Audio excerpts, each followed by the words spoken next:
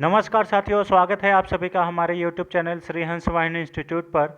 आज का तारीख है 16 नवंबर 2023 और इस दिन के करंट अफेयर्स का सभी अति महत्वपूर्ण प्रश्न हम लोग इस वीडियो में डिस्कस करेंगे।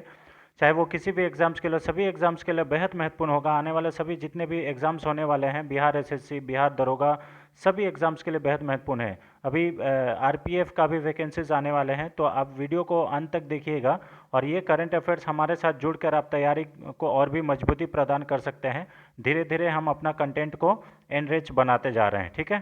तो चलिए इसी मोटिवेशन के अब आज का वीडियो शुरू करने से पहले, लेकिन आज का पहले मोटिवेशन देख लेते हैं। आज का मोटिवेशन है, the road to success from 99% of people isn't jump, it's a steady incline from one successful project to the next। बिल्कुल सही बात है।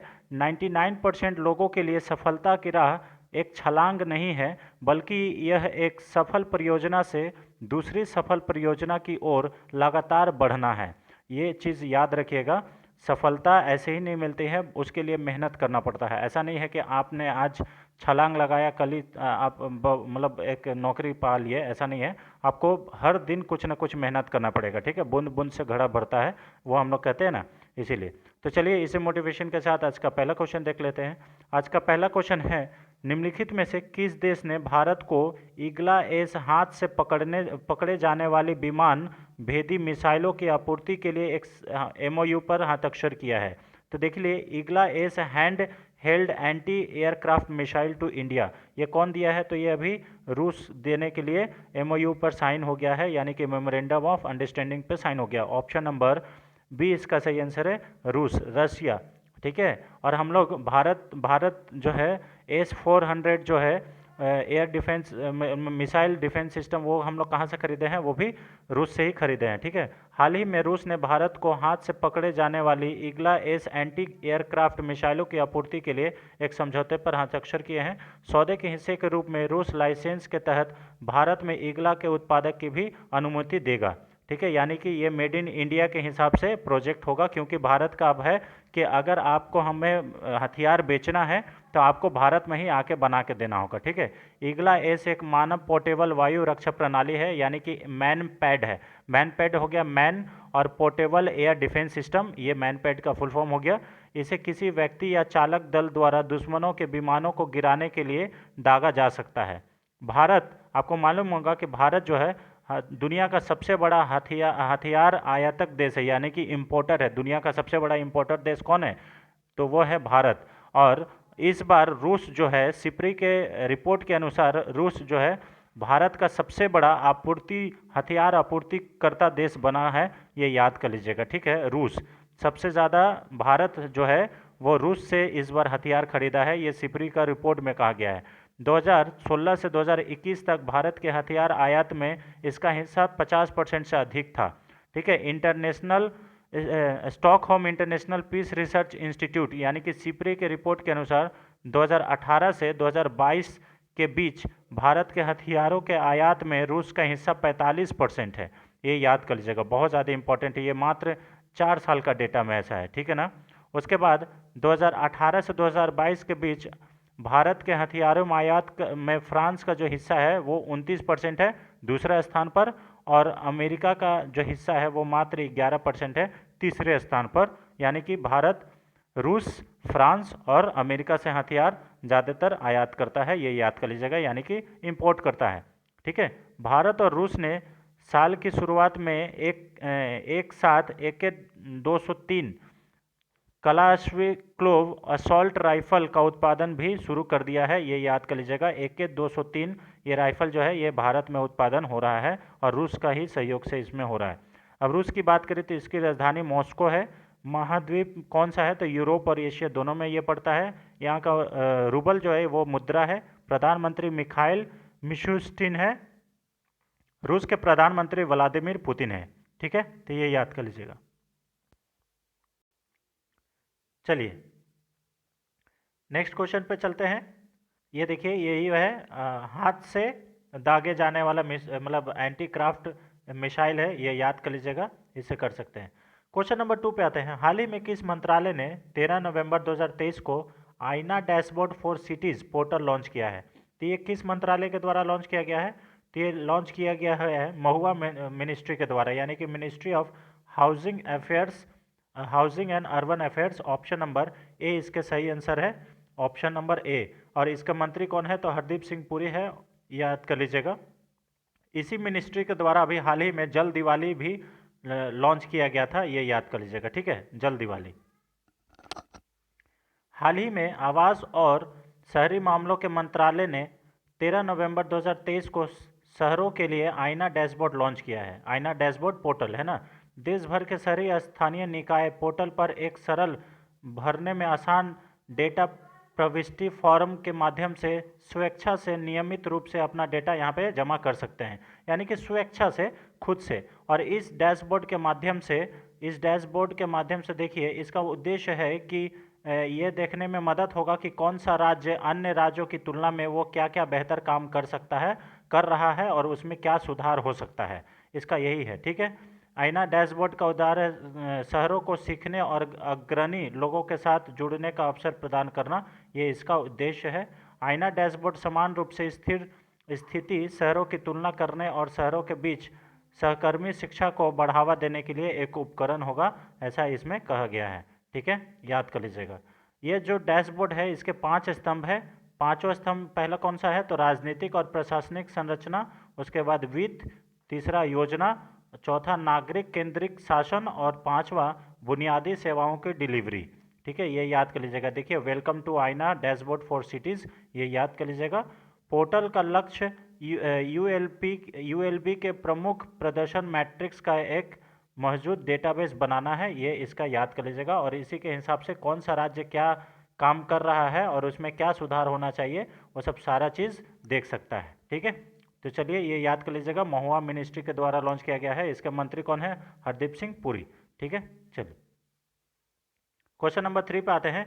हाल ही में निम्नलिखित में से किस खिलाड़ी को आईसीसी हॉल ऑफ फेम में शामिल किया गया? वेरी वेरी इंपॉर्टेंट क्वेश्चन है फ्रेंड्स, है ना, आने वाले सभी एग्जाम्स के लिए ये बहुत महत्वपूर्ण क्वेश्चन है। आईसीसी हॉल ऑफ फेम, तो अभी हाल ही में किसको ये शामिल किया गया है? वीरेंद्र सहवाग, डियाना एडुल्जी, अरविंद डिसिल्वा और ऑल ऑफ द अबव। तो ये तीनों को अभी हाल ही में आईसीसी हॉल ऑफ फेम में शामिल किया गया है। ऑप्शन नंबर डी इसका सही आंसर है। तो देखिए, ये जो है वीरेंद्र सहवाग, डायना एडुल्जी और अरविंद डिसिल्वा को आईसीसी हॉल ऑफ फेम में शामिल किया गया है।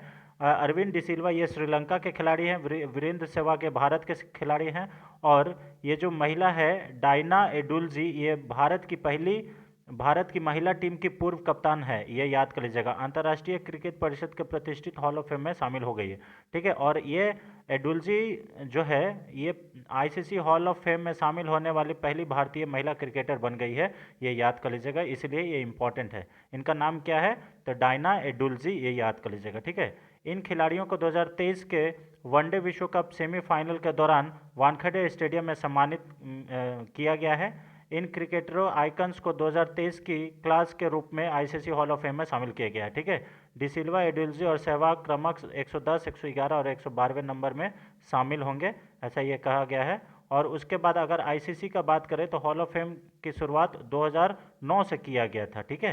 अंतर्राष्ट्रीय क्रिकेट परिषद यानी कि आईसीसी की स्थापना 1909 में किया गया था, इसे याद कर लीजिएगा। और अभी इसका जो हेड क्वार्टर है वो है दुबई, संयुक्त अरब अमीरात में, और इसके अभी प्रमुख में अध्यक्ष कौन है? तो ग्रेग बार्कले हैं, ये याद कर लीजिएगा, ठीक है, इंपॉर्टेंट है।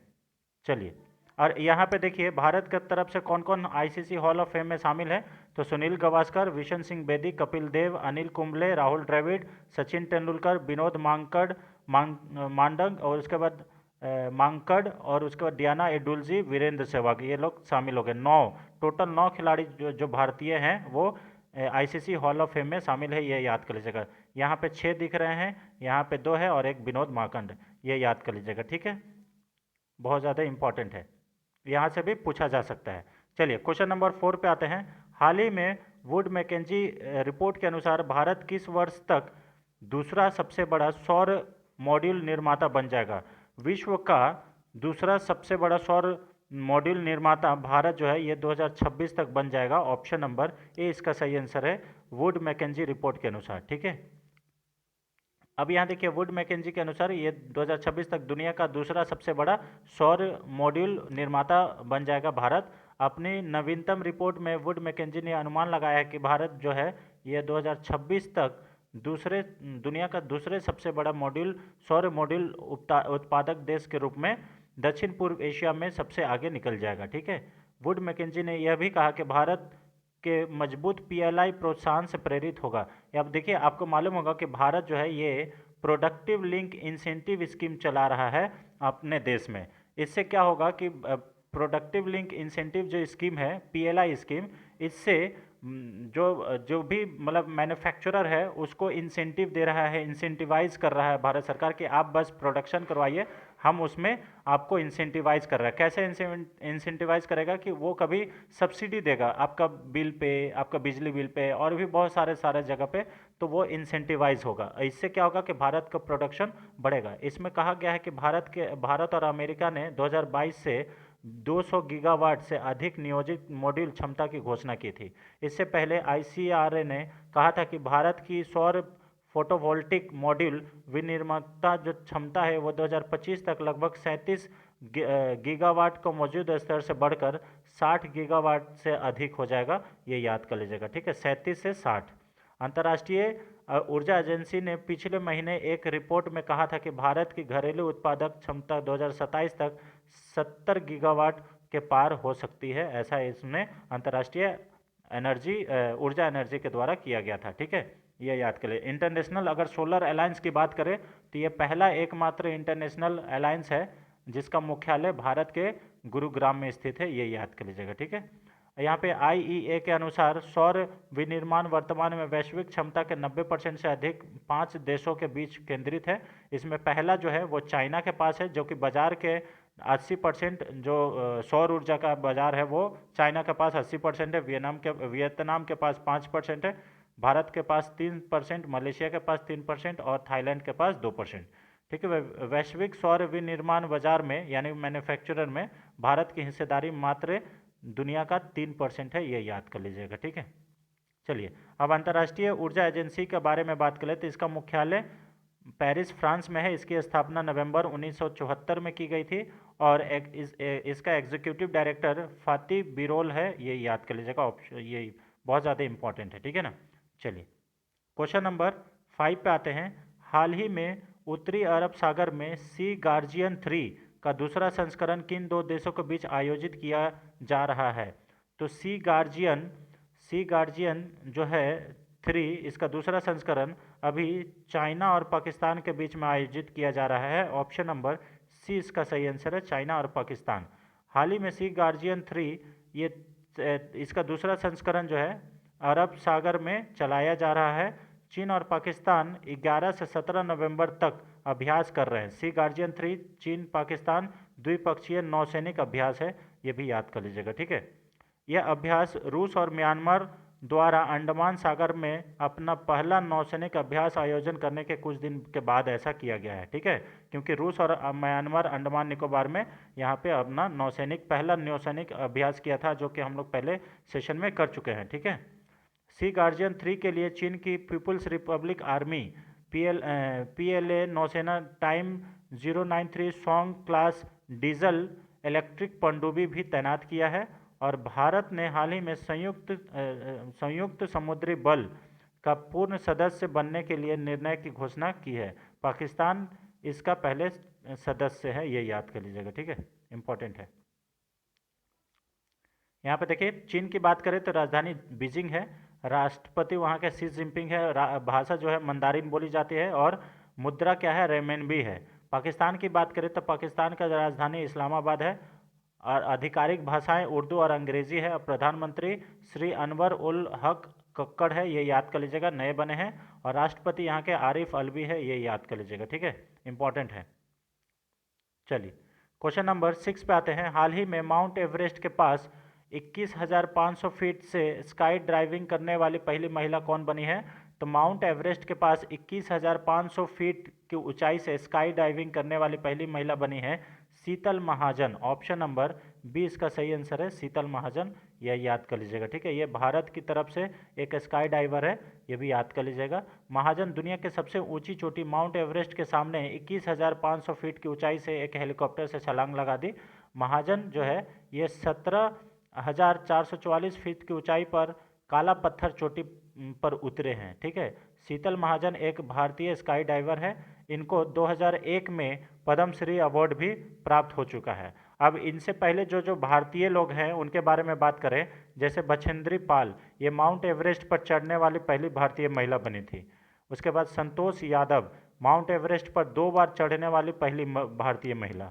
ठीक है, अरुणिमा सिन्हा, माउंट एवरेस्ट पर चढ़ने वाली पहली विकलांग महिला अरुणिमा सिन्हा। इनका कहानी आप लोग जरूर यूट्यूब पे देखे होंगे कि जब ये ट्रेन से गिर के इनका दोनों पैर कट गया था, लेकिन फिर भी अपना हिम्मत नहीं हारी और माउंट एवरेस्ट पर इन्होंने फतह किया था।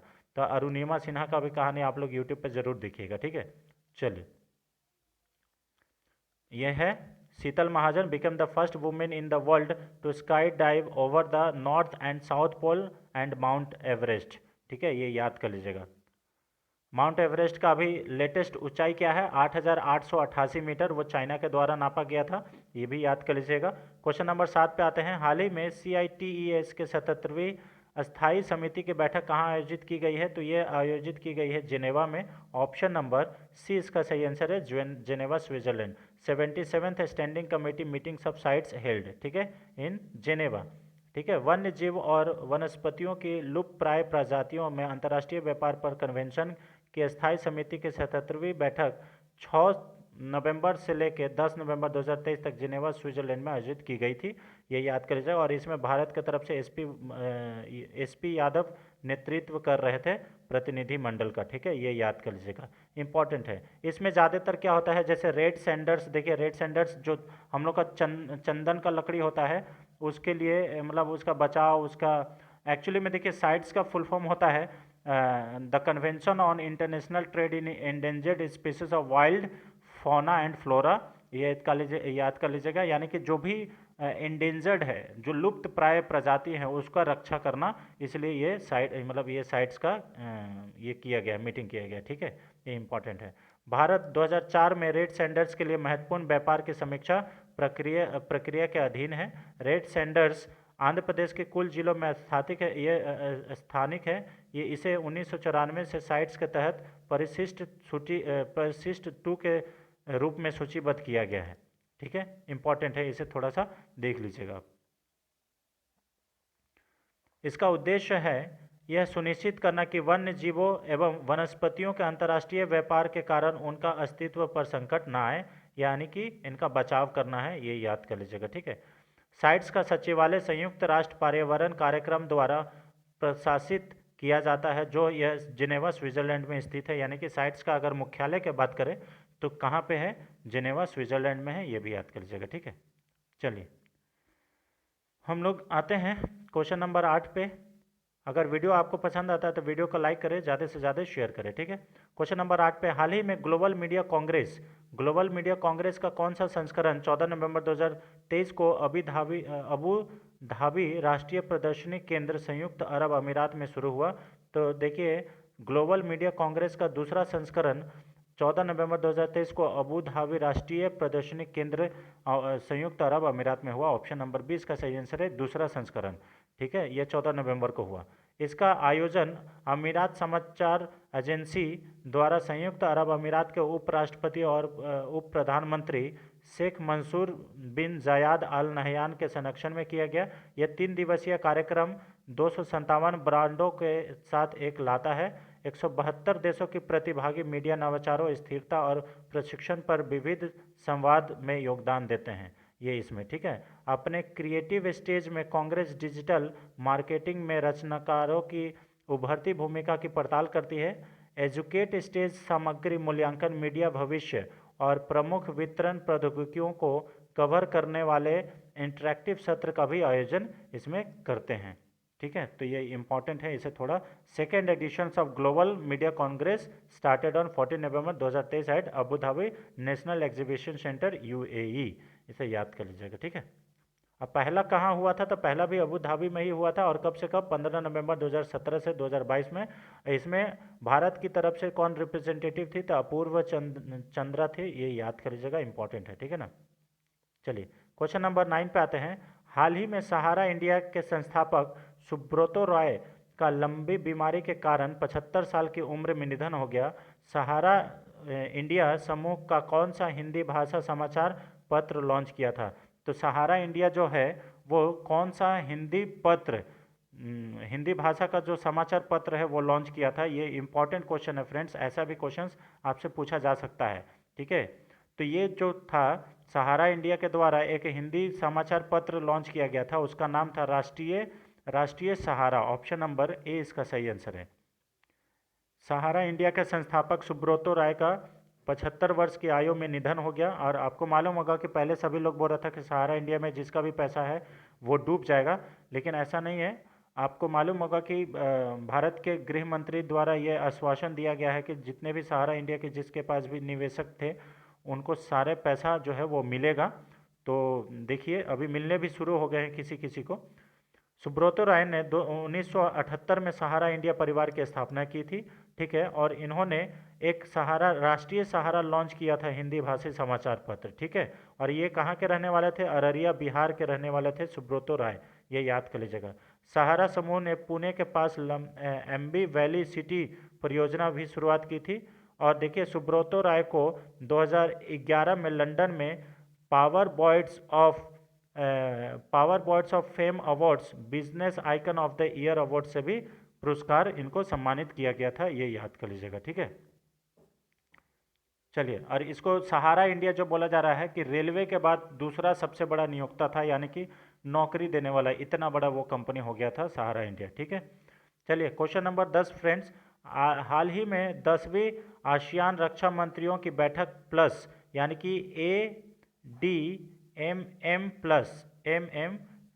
ये निम्नलिखित में से किस शहर में आयोजित की जाएगी? तो ये किया जाएगा कहाँ पे? जकार्ता इंडोनेशिया में। ऑप्शन नंबर ए इसका सही आंसर है, जकार्ता इंडोनेशिया। ठीक है, यानी कि रक्षा मंत्री राजनाथ सिंह ये 16 नवंबर यानी कि आज से कल तक 10वीं ADMM+ में भाग लेंगे। और 10वीं आसियान रक्षा मंत्रियों की जो बैठक है यह आयोजन जकार्ता इंडोनेशिया में होगा। AMDM में मौके पर जो रक्षा मंत्री है वो भाग लेंगे और सभी देशों के रक्षा मंत्री इसमें द्विपक्षीय बैठक भी करेंगे। ठीक है, उसके बाद देखिए इसमें कौन कौन से देश शामिल होते हैं, तो इसमें हम लोग देख लेते हैं। आगे में देखिए ASEAN में सर्वोच्च रक्षा सलाहकार और सहकारी तंत्र है। इंडोनेशिया बैठक की मेज़बानी कर रहा है क्योंकि यह ADMM+ का अध्यक्ष भी है, ये याद कर लीजिएगा। 2017 से आसियान और प्लस देशों के बीच सहयोग को बढ़ावा देने के लिए ADMM+ मंत्री हर साल बैठक करते हैं। ये 2017 से किया जा रहा है। अब यहाँ पे देखिए ADMM+ में आसियान सदस्य हैं, तो आसियान में सदस्य कौन कौन है? ब्रुनोई, कंबोडिया, इंडोनेशिया, लाओस, उसके बाद PDR यानी Malaysia, Myanmar, Philippines, Singapore, Thailand, Vietnam. और इसके 8 संवाद भागीदार भी है।